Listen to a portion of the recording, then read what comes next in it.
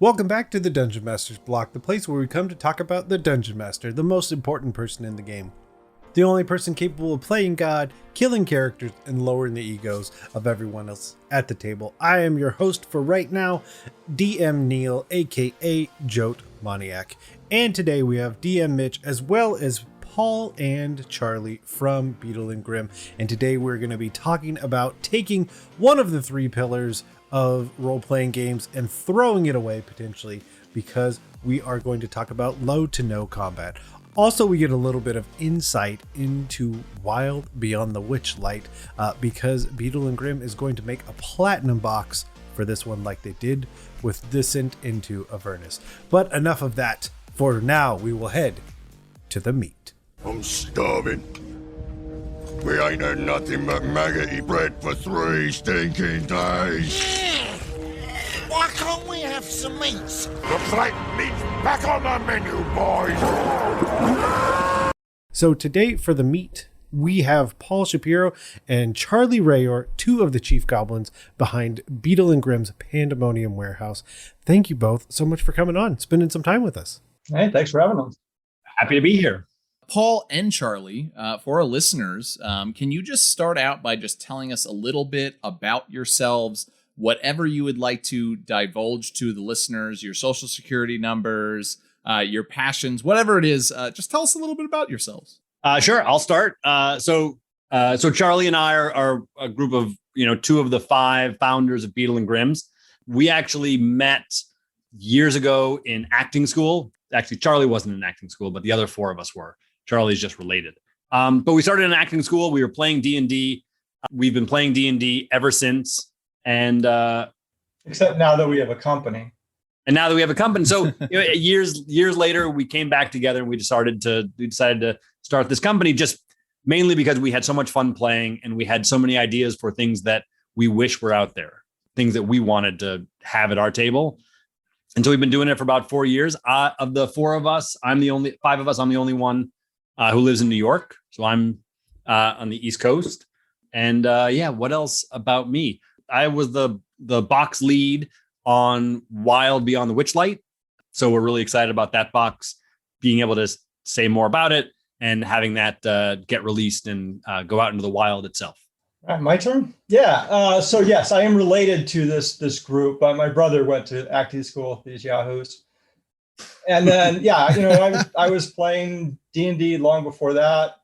When I was a kid, we went into one of the places we played was a bookstore called Future Fantasy, which made it honestly a terrible decision to let a game host there every Friday night because they thought it would bring in business. But it was a small store and there was 10 people yelling at each other in the middle of the store, and it just drove everybody to the exit. But it was great. And really that was sort of the genesis for me wanting to be part of this company, because I saw Future Fantasy, like, that's what I want. And that's actually one of the first things that we looked at as doing as a company was, opening a game store or a game themed bar or something like that. But then we settled on this. But eventually we will have Future Fantasy, and I will be able to drive patrons out by screaming at them.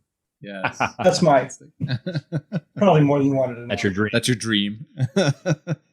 So that leaves it up to me. And Paul, you kind of hinted at it a little bit, but is there anything that you're currently working on? And of course, that you can tell us about. I'm sure there's a few things that we can't talk about, but you've hinted at some that we can. Yeah, absolutely. So there are all kinds of things that I'll talk about all the things we can't talk about later, but I'll start with the things that we can talk about. Wild Beyond the Witchlight is D&D's newest adventure that they announced last month. They're doing a big reveal of it this weekend, and then it's going to actually hit bookstores in September. And so we're really excited about this, because the thing we love about these big once-a-year adventures that D&D puts out is that we create these platinum edition boxes that go with them, which is really some of the most fun that we get to have, because it's this huge box and we get to just fill it up with whatever crazy things we think are going to make the game more exciting. And this one in particular is really going to be interesting. There's a lot of really fun things. The art and the maps are just amazing.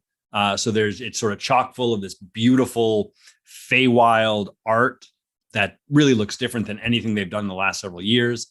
And there's some really fun things. We did a plushie a couple of years ago for our Descent into Avernus, the Lulu, the Hollyphant. Yes. Which we loved. And it went over well in part because it was actually the life-size, sort of the life-size representation of the Hollyphant. That's actually how big the Hollyphant was. And so in Wild Beyond the Witchlight, we actually have a similar opportunity. There's a character that you meet, and we can actually talk about it. It's actually Sir Talavar, the fairy knight, the fairy dragon knight. And so we have a plushie of him in the box that's life-size. So it's actually the life-size, he's a fairy dragon. So it's actually only this big. So it works out for us. But it's a lot of fun, and it can actually be used. The thing we love about it is it can actually be used in a lot of different ways. Not only can it be representative of Sir Talavar, but there are other things that happen in the adventure. There's a carnival portion where there are things that you can win, plushies like Sir Talavar. And then there are even some other places. So you can actually, depending on what the DM wants to do, the DM can actually use this plushie in 2 or 3 or 4 different ways, depending on how the story goes and what he or she wants to use it for. So that's just one of the things that we had a lot of fun coming up with and putting together. That's fantastic. So all I can think of is that what you've created is a scenario where there are so many dungeon masters around the world that are ducking now behind their screen and holding up these plushies and talking in a high-pitched voice as they role play through their adventures. And I think that's and secondarily, obviously, the puppets as well. I mean, yeah. So in our Cursed Strahd legendary box, we had a set of finger puppets, which again, a similar thing, just something that we thought added to the mood and the genre, but it could also be really things that you actually find and use in the game. And we always have fun coming up with stuff like that. All our best arguments are about stuff that gets in the platinum boxes. It doesn't make it into the platinum box. Yeah. Do you argue using the plushies? Unfortunately, somebody who will not be named made a strong push for that, and everybody fought him. And then it turned out he was right. So now he brings that up a lot. But you think I'm wrong about this, but remember the plushies. Right. The problem is he's usually wrong about most things. So the fact that the plushie was a win doesn't really help us. We still have to shoot him down constantly. But now it's gone to his head. Oh yeah. Well, it always is. Awesome. So what we do is we often have a surprise question. And so I have dreamt this one up for you. Given who you both are and what you both do for Beetle and Grimm, what movie would you love to make a platinum box for? So go totally, so you think about the D&D book. Yeah. What is a movie that you would love to make a platinum box for? You mean besides Wing Commander? Yes. So I don't know if you guys saw on April Fools, we announced a Wing Commander box, which we spent way too much time. I don't think you spent nearly enough time, but you say it however you want. But that's a great question. What would be a box? If I could make any movie, what would it be? I don't know. On the one hand, can you imagine the box for Lord of the Rings? I mean, it would literally be the size of refrigerator, Charlie's house, a shipping container. Yeah, I mean it would, but how much fun would that be to put all of that stuff in there? But I don't know. I think going outside of the fantasy genre, what would be a fun box? I think Alien would be really interesting. Oh, well, a survival horror box that would be fun. Yeah, no, I have mine. If I was going to make a box, don't it make would be Moulin Rouge. It could be. It could. Maybe it will be now. No, Raiders of the Lost Ark. Yeah, that's the other one. That would be the box. That would be. You have a whip in there. You have some idols and amulets. Oh, that'd be good stuff. I mean, I already know what the puppet is for the Aliens one. It's one that's attached to a shirt that you put your hand through. But what is the puppet for the Raiders box? That's all I want to know. Because it's always snakes. It's always yes. You have it more of the one where you can hold it up top and have it slither around. Yeah, there you go. Yeah, like Yeah. Or maybe you could also have plushies of all of the Nazis as they're melting. Oh, gosh. You know, where they're We've got like Nazi stages plushies. That's right. The melting Right. Nazi plush. Now I know what our next meeting is going to be. Yep. There you go. Well, there's no easy segue out of that. So we're going to jump into the topic at hand. And so what was brought up at one point is the idea of a low to no combat campaign, which is really interesting because you have the three pillars often are described as exploration, combat, and the third one, which now has completely escaped me. So, but often one gets moved aside. And so in this instance, we're going to talk about moving aside, maybe completely, combat from that equation and figuring things out. So I'll throw it back to both of you, Paul and Charlie. What do you think it means when we say something like low to no combat?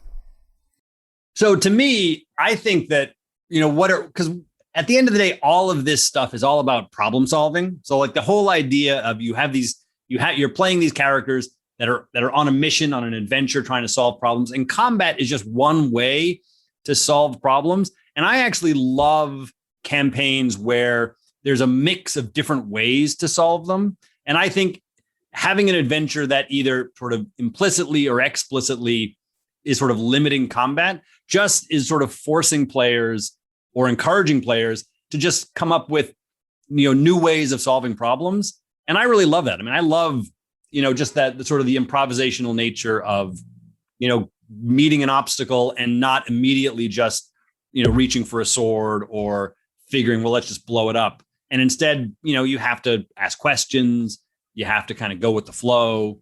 And those are some of the most fun times at the table. So for me, I think it's all about just coming up with more ways of problem solving. Yeah, Charlie. Yeah, I was going to say you're completely wrong. But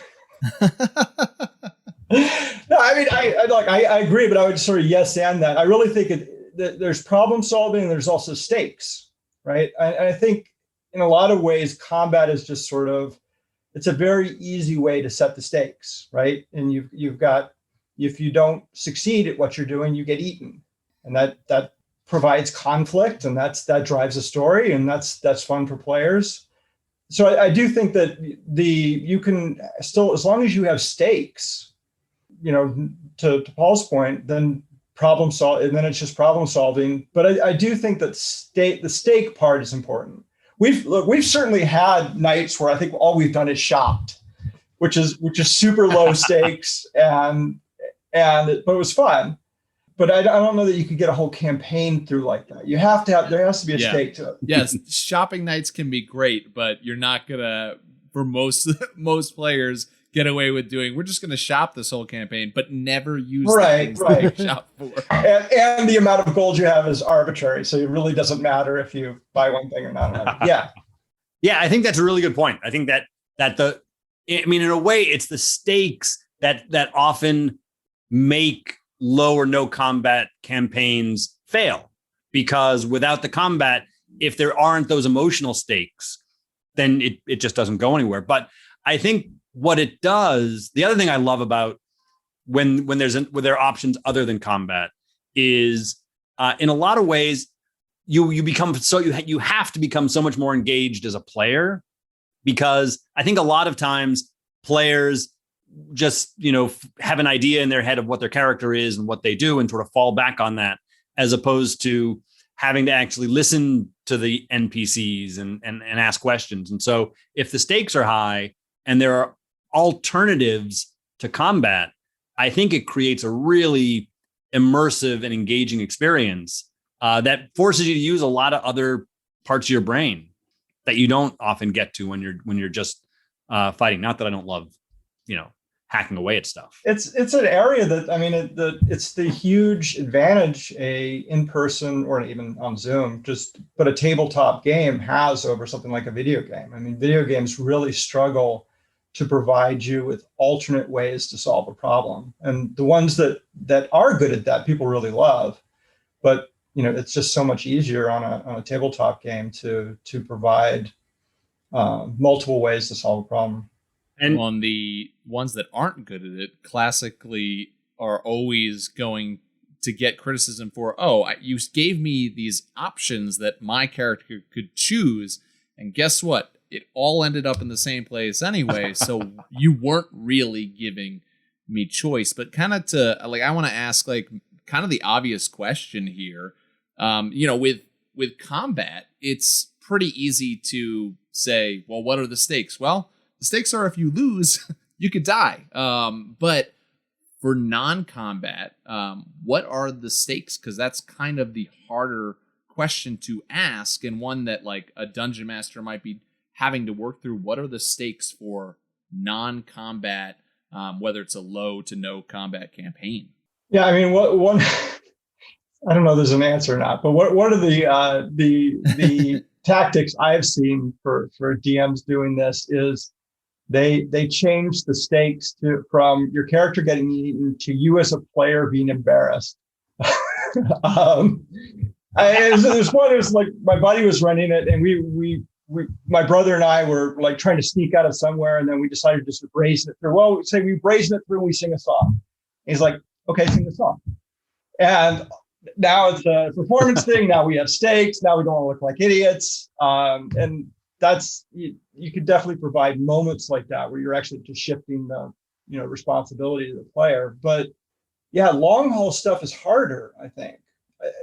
One of the ways to do that I've done in some of the campaigns I've run is that the non-combat stuff will really change what you're able to do. Or there's a ticking clock that says you have to get all this non-combat stuff done before the ship leaves or something like that. So you provide a conflict through clock, really. In order to get to the next part of the story, you have to get through these things. I also think, another thing that for example, John, who's the DM in our group who DMs most of our games, the thing that he does really well in terms of raising those stakes is he starts really early, like really, really early from the very beginning, when we're starting, just planting those seeds of this is really important to you, right? These are the things that are really important sort of from whatever backstory you come up with. So whether it's family relations or, loyalty or, a desire for something. And, over time, just continually sort of coming back and, reinforcing those elements in that character's backstory and just reinforcing how important they are, giving players sort of rewards when things go well. And so as that gets built up, then that's a great way that, if 2 or 3 sessions go in and that's been reinforced for you, then all of a sudden there's an opportunity where are you going to lie or are you going to, defend the loyalty of your clan, right? If that just comes out of nowhere, yeah, the stakes aren't very high. But if for the last 3 or 4 sessions, that's been a huge part of your character, all of a sudden that scene takes on a lot more weight. And I think that's where it gets really fun. But it takes digging into characters' backstories, and it also takes players being willing to sort of buy into that. Yeah, to that point, to early go back to problem solving, I do think that the more you can provide characters with a toolbox, like players will develop a toolbox of things they can do in combat on their own, right? Because that's what we do. But to like what John does, where you're building up, you're giving the players a toolbox of things that they can do in a diplomatic situation, if they're trying to con somebody, if they're trying to get a lower price for something, if they're trying to steal something, it's giving them a lot of options to tackle that problem that don't involve a mace. I think there's an interesting level of realism that comes with this idea, just because if we all 4 think about our daily life, the scenario where I'd like to use combat to get through it is higher than the scenarios that I can use combat to get through it. And by that, I mean, I don't get to. So the idea that... I don't know what kind of job you have then. I work at a community college, but there was only one time where I really thought I was going to have to fight someone, but that's a story for another time.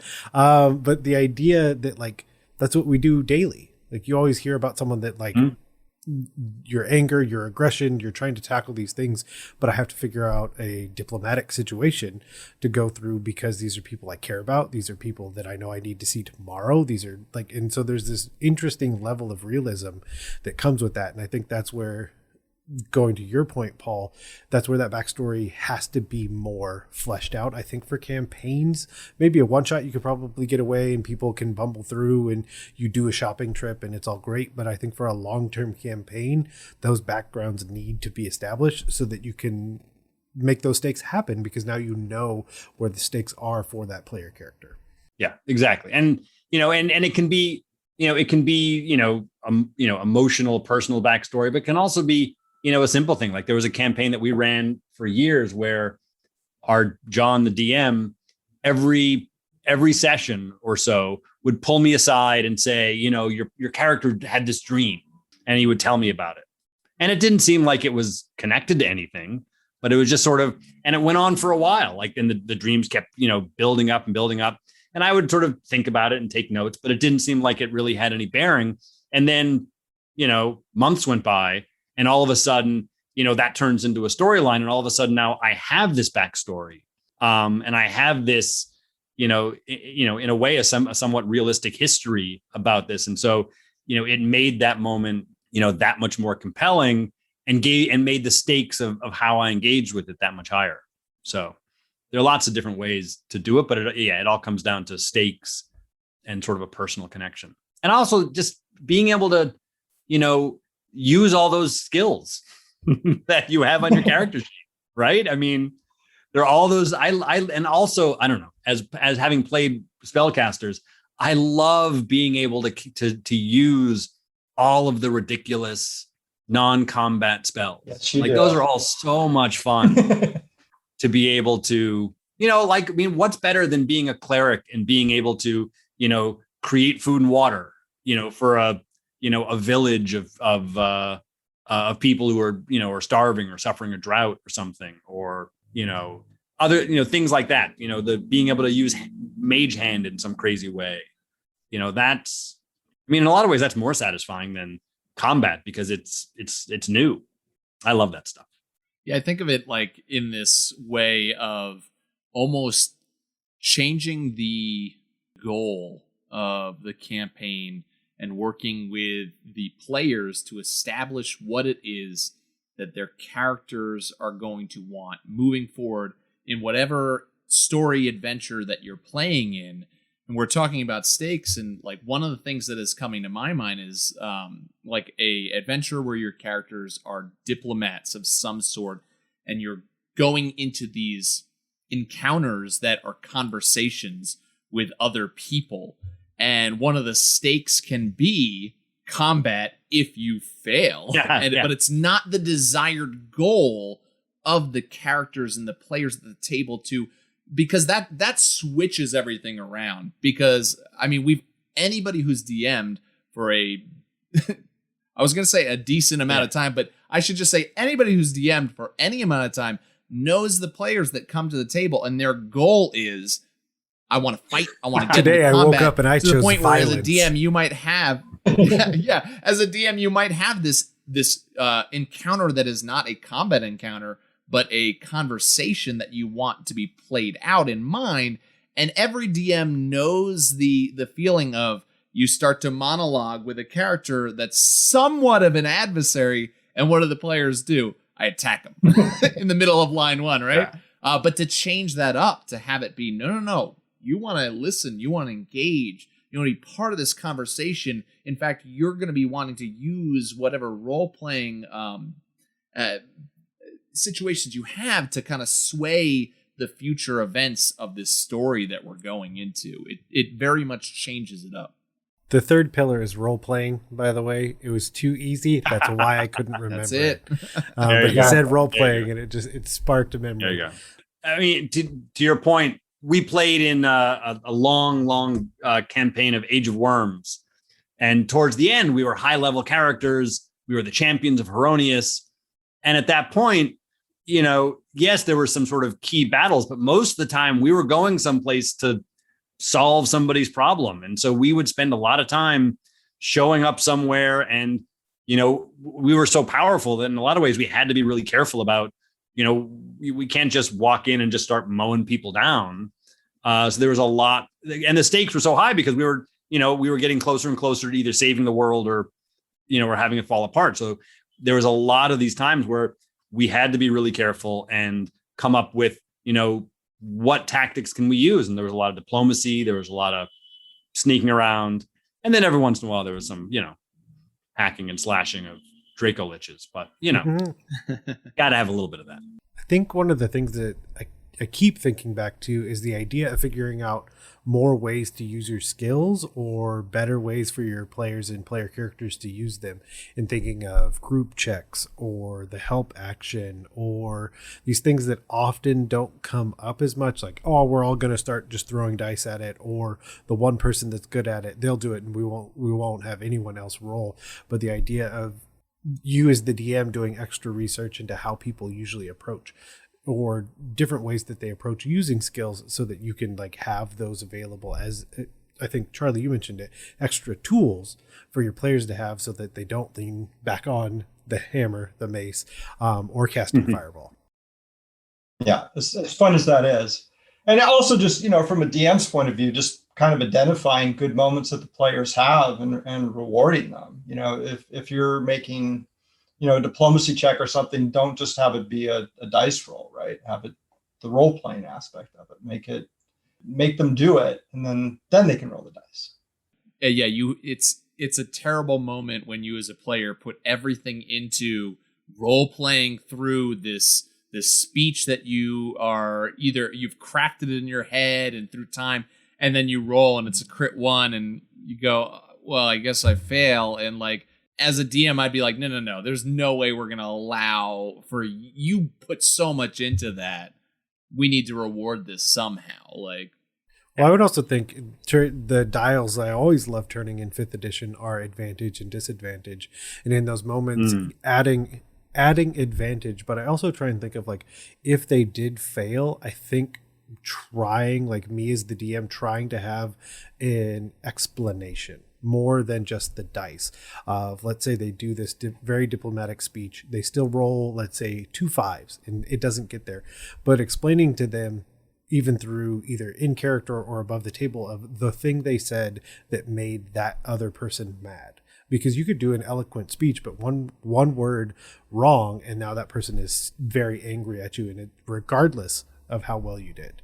But trying to have those pieces to give back so they're not just sad.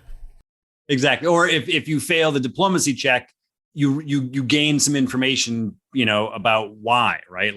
Maybe they got angry and so you didn't convince them of something, but then they blurt out something that you needed to know. And so you get, you sort of get something for it. But advantage is always great to sort of mitigate the possibility of the flat out ones. And let's be fair. I mean, as frustrating as a player when you roll a 1 in that case, it could be a lot of fun at the table if you completely botch the. That's true. I mean, and that's the thing. We have so much fun. I mean, sure, everybody celebrates when someone rolls a crit and someone's head flies off. But we also have so much fun when someone rolls a natural 1 in just the worst possible situation, right? Where all they had to do was roll a 10 and everything was going to be great.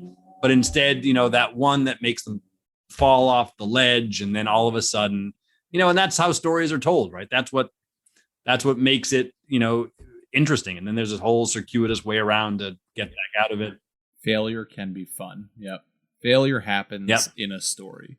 I love that we're talking about how rolls and dice kind of incorporate into this type of game.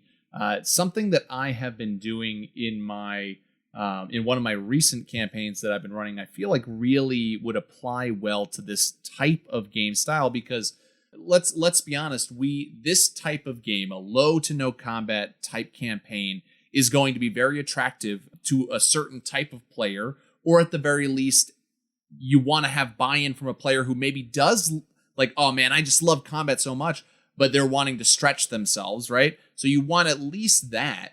And one thing I've been doing is I've been having, with the player's permission, having certain skills behind the table of the character stats, like insight. And when a character wants to roll an insight check, I have done it behind the DM screen to kind of add that level of role playing, because you know that as a player, if you roll a 2 on an insight check, whatever the DM is going to say, or a crit 1 and you get false information, it's really hard for even the best player to remove that metagaming aspect and dive into it and not just immediately be like, well, the information I just got there is false. Right. But I would almost encourage DMs listening that if that's something that you want to do, well, if you want an NPC to roll an insight check, give the players that option too and say, hey, here's their modifier. Why don't you roll that for me? And then you divulge the information that you think based off of their roll that I, as the NPC, would understand. But that kind of would add this extra level. We're talking about stakes. It's like, well, I've got a +9 to insight. That's great, but I never know if I'm going to roll a crit 1 and mess things up. Yeah, absolutely. I also think that, one of the sort of the pitfalls in going into a campaign where, you're explicitly going to, have no or minimal combat is the idea that makes it somehow a sort of free for all, everybody can just sort of talk and do whatever they want. Right. And I think the thing that makes Dungeons and Dragons really such a good game is that the rules are just enough of sort of guide rails to keep everybody together at the table. And I think if you think of it like, well, if we're not having combat, then we don't even need to roll dice. We don't need to look at our skills, and we can just sort of, wing it. And then it becomes that's a kind of game that you can absolutely do, but it's a different kind of game, right? And I think you lose or miss out on some of the sort of storytelling aspects that the mechanics bring in.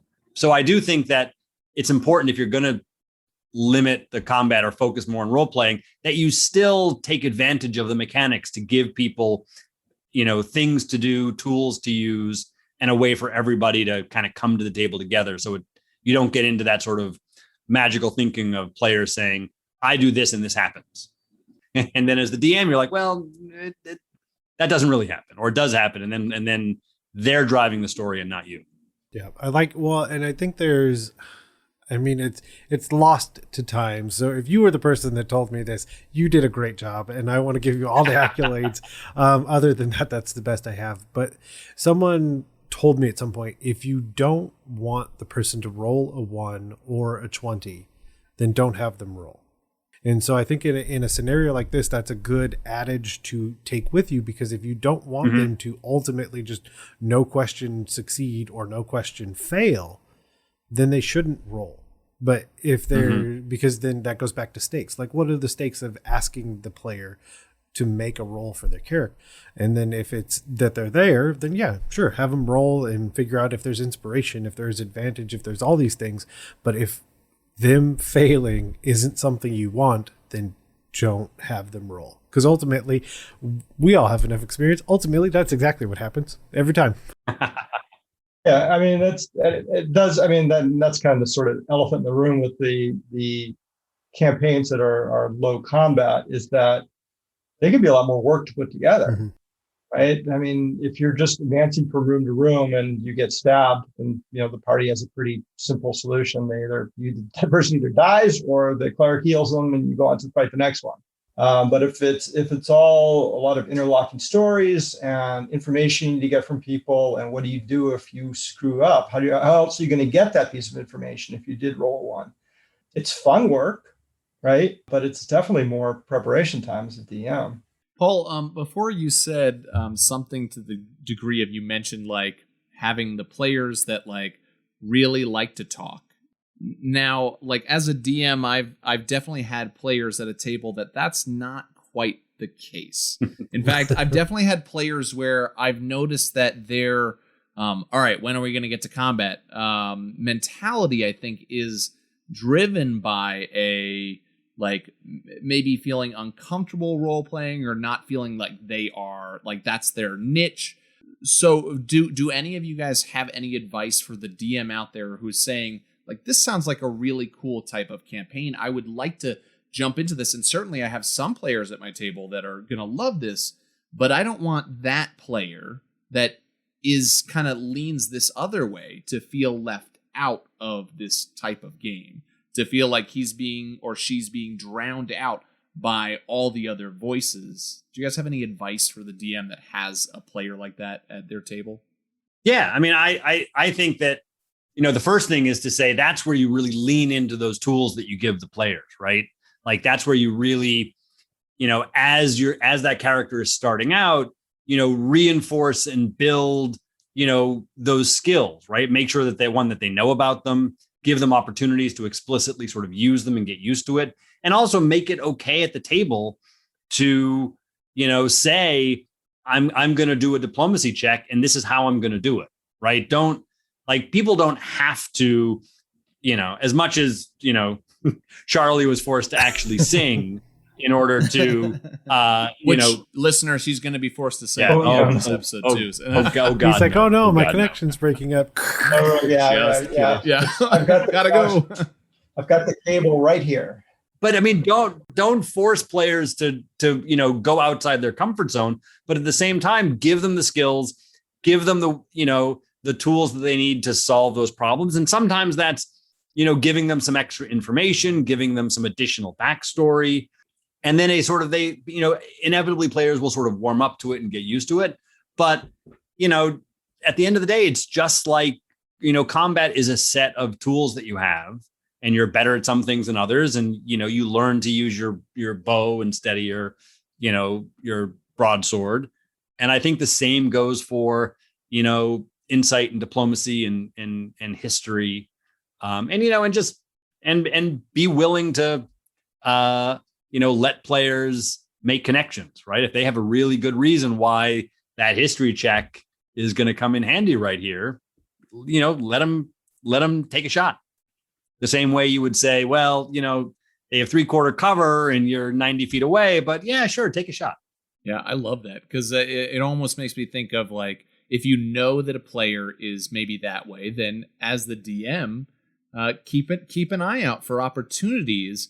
We always talk about on the show, like doing a session 0, a character creation night, and kind of working with your players to figure out what their characters are like and their backgrounds and their passions and their fears. And like, if you kind of have buy-in to the characters that the players are playing, like, then you should hopefully have moments where you can kind of look for those opportunities to say to that player, hey, your character really is quite knowledgeable about this thing. I want you to make an intelligence check about this. And then you can divulge some information that can help in that situation. And maybe for that player that struggles, you're looking for more opportunities to do that with them than the other players who are just feeling very free to role play. And right. Yeah, that's great.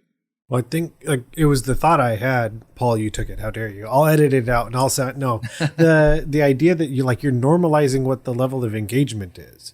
So if someone's very open and willing to sing, that's great. But if someone can only describe their actions in the light of my character name, insert character name does this. If they're not even to the point where they can say I, like they're not even willing to take that level of ownership, just normalize it all. I mean, like the character is still doing those things in this world, in this scenario that you've created. Who cares if they sing or don't sing? Like you're still moving forward and like I said, just normalizing what level of engagement works.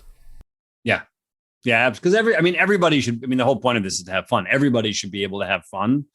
And just like, we have players who in combat will just sit at the table and roll their dice. And then there's people like Charlie who will get up and wander around the room and, swing his broadsword and leap over tables. There's a kind for everybody. That could be really dangerous, leaping over a D&D table, that is awesome. Charlie. Or behind you. I'm definitely inviting Charlie to all of my games. Oh yeah, oh yeah. You abs, yeah.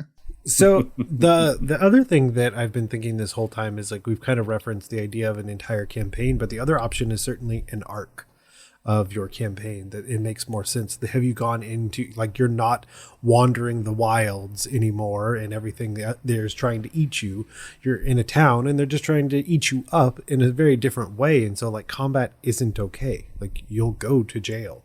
Like you can't choose that for this certain arc, and like figuring out how to add this element, this type of play, because once you've done this, it's almost like an improv exercise for your whole table, because once you've done this kind of thing, those are tools they all have moving forward. So even when you add all this combat back in, they're able to reference back to that time that there was no combat.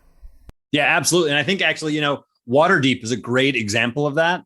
Waterdeep as a city has all of these really strict rules. And if you get in a fight in public, you go to jail. If you use magic openly, you go to jail. There's that whole, what was it called, Charlie? We had a great, that was our first box that we did, was Waterdeep Dragon Heist. And there was the code legal. There's the code. So in when you go into Waterdeep, posted is this big code legal that says, these are all the things that are against the law. So fighting and magic, although I think pickpocketing is legal, strangely enough. Yeah, it should always. But so like putting your player, that's another way to sort of raise the stakes, right? Putting your players in a situation like having the adventure start in Waterdeep, where getting into a bar fight isn't just a like, oh yeah, that's no big deal. Like, we'll kill a couple of these people and we'll walk out. It's like, no, you're going to get thrown in jail.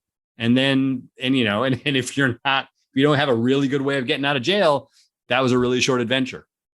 But you're right. And then once they sort of get used to that, then that becomes, tools in their toolkit that they can use at any point later on. Right. So now all of a sudden, when they look at, a new encounter, they don't immediately just say, oh, well, we've met something, we must have to kill it.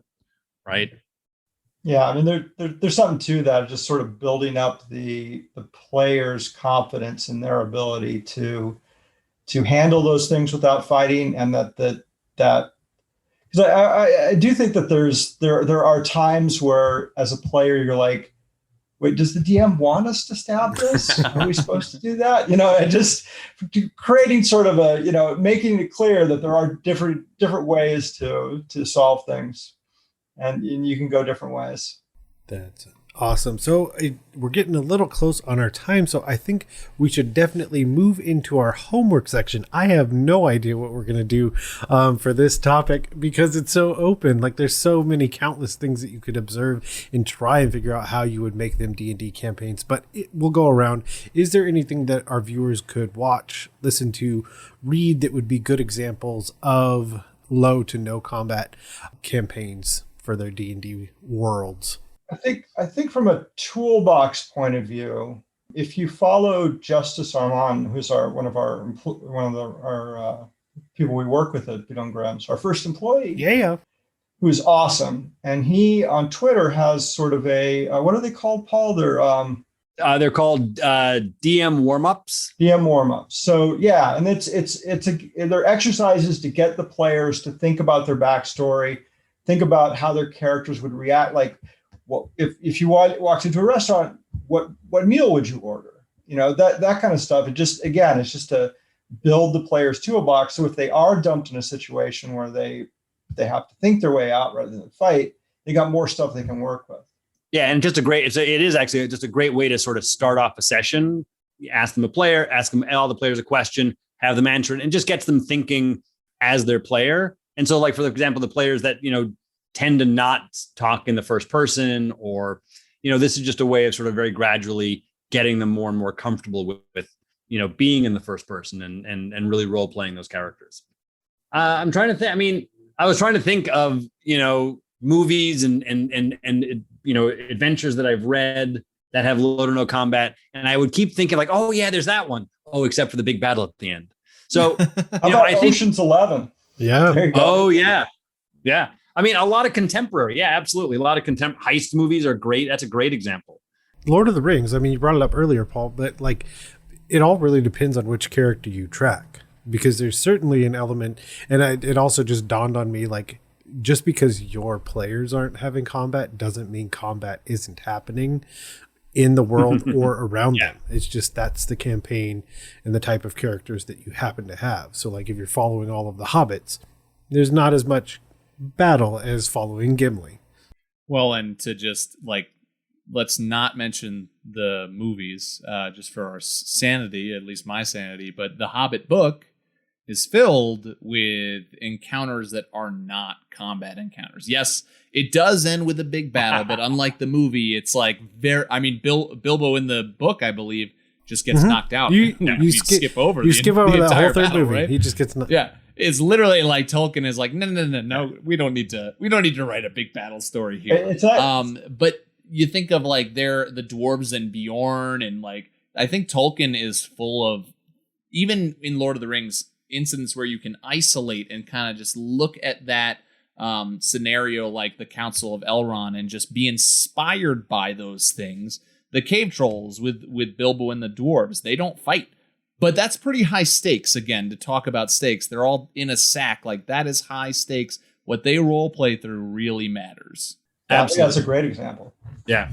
The other thing I was going to say is, for players who are really combat focused, and especially like min-max players who are always looking for those great combos, is to encourage them to try to min-max out their skills, right? Like think of ways, like how many different ways can I think of to use my history skill? Like, don't think of it as, I only use it when someone says, oh, do you remember the king from 1,000 years ago? Like, but, try to think of, and again, sort of build up your own toolkit. Like, how many different ways can I think of using my history check, right? Like, maybe I don't have a great charisma, but I want to impress somebody. Maybe, this person is somebody who could be impressed with, my knowledge of history. I'll bring up some, I do this in my real life all the time. Of course, I'm always trying to impress people with history. Doesn't. but that same idea, right? Like let them, do the same thing that they're doing when they're saying, well, at third level, if I take this spell and I take this feat, I can combine them and, do the same thing with their non-combat skills to say, how many different ways can I think of using this? Because that's just, again, going to add flavor and add a bigger toolkit. And who's to say that you can't, if you're playing 5th edition, which we know a lot of our listeners are, who's to say that you can't take a page out of older editions too and say, hey, like we're doing this really low to no combat campaign. Maybe the amount of skills that 5th edition has is enough. Maybe I want to throw some different ones in there, especially like knowledge skills. Maybe I want to have give one player who is playing a character that knows a lot about royalty a special knowledge royalty skill that he is gonna or she is going to be able to use in moments where it's gonna really come into a play. But that might be something that takes a little bit more work, a little bit of home brewing there, but might be really effective. Well, especially if you're dropping that or you're giving that to the players who are kind of reluctant going in. If you give them the skills that are really key to navigating the spaces that they're going to be in, I think that's a great idea.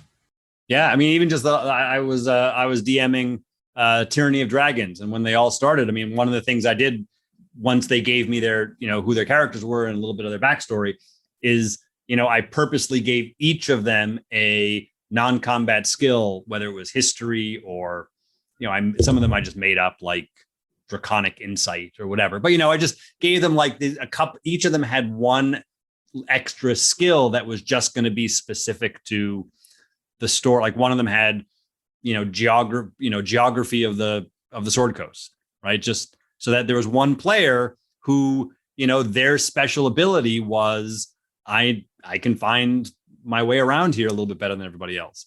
Which is, one, it's fun, but it also, it as a DM, it would help me because then when they get stuck, when there's an opportunity for something, I know that I can turn to them and say, hey, don't you know geography?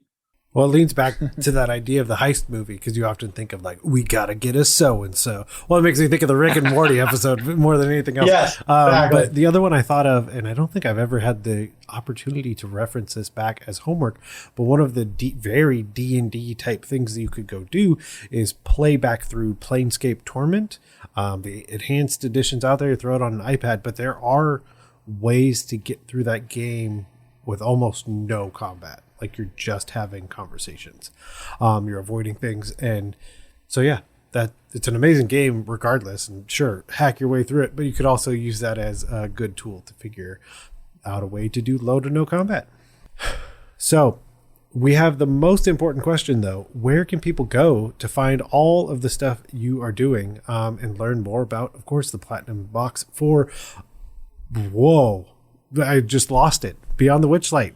Wild Yes, Beyond the there it is. Witchlight. An easy one to Yep. lose. It's wild, Yes. though. It is one. It's beyond. Beetleandgrims.com is where we talk about stuff. Store.beetleandgrims.com is where we sell stuff. And then we're on the Twitters. That's a good place to keep track of what we're doing, particularly this weekend, where we've got a lot of different kind of wildness going on, including we are going to close the show at D&D Live, which is kind of exciting. Yeah, we're doing a Beetle and Grims is doing a streaming show called Faster Purple Worm Kill at D&D Live. Love it. Presented by G4, and we are we're really excited about that. It's going to be a lot of fun. Awesome. And we'll definitely have links to all of that in the show notes. But with that out of the way, Paul, Charlie, thank you again for coming on and talking to Thank you us. so much. Well, Yeah, thank this was a you lot of guys. fun. Super Now fun. we'll go fight. Yes, you have my sword. We just want to thank Paul and Charlie for coming on and having that amazing conversation about having a campaign with low to no combat and how to approach that. And of course, if you liked what you heard and you want to tell us about a campaign where you had low to no combat, you can always email us at dungeonmasterblock@gmail.com. Of course, head over to your podcatcher of choice if you see fit and leave us a review. That'll help get our algorithm numbers up. Who knows what that even means? And of course, you can head over to Twitter and follow us at DMsBlock. That's DMS_block. Or you can like us on Facebook, where you can keep up to date. Also, we are on Instagram. And of course, there's the Discord. There's also the forums. I mean, honestly, if you can't find us, it's because you don't want to. And that's okay too. And as always, the Dungeon Masters Block is a proud member of the Block Party Podcast Network, where you can check out other shows like Dungeons and Dragons and Daughters, Detentions and Dragons, We're So Bad at Adventuring, and more. As always, thanks for listening to the Dungeon Masters Block, the place where we come to talk about the Dungeon Master, the most important person in the game, the only person capable of playing God, killing characters, and lowering the egos of all of the people at the table. I'm DM Neal. Good night. Good luck, and keep on dungeon mastering.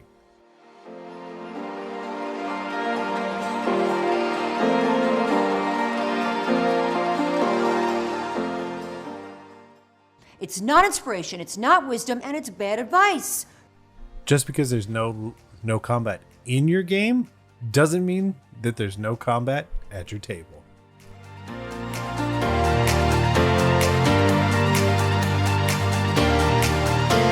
Goodbye.